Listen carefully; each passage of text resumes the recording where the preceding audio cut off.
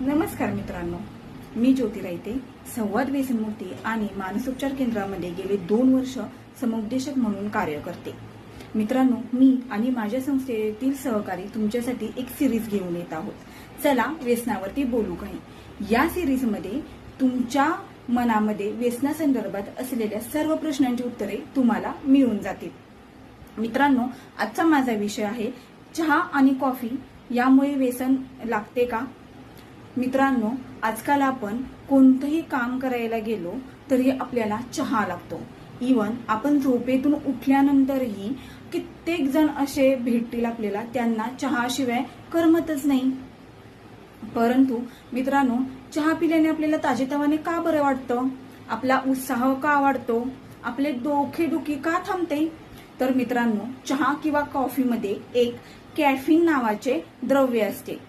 ते आपल्या मेंदूला उत्तेजना देण्याचे काम करते। कप चहा किंवा कॉफी आपल्याला ताजेतवाने वाटण्यासाठी मदत करते, परंतु जर एक कप चहा नाही घेतला तर डोकेदुखी वाढते, चिडचिडेपणा वाढतो किंवा कोणतेही काम करण्यास मदत होते।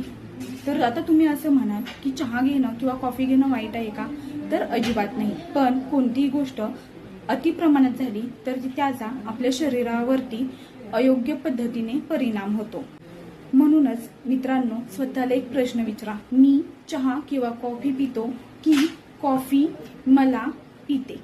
मित्रांनो, जर तुम्हाला या संदर्भात किंवा कोणत्याही विषयासंदर्भात काही शंका असतील तर खाली दिलेल्या नंबरवरती आम्हाला संपर्क साधा। आम्ही तुम्हाला नक्कीच मार्गदर्शन व समुपदेशन करू। नमस्कार।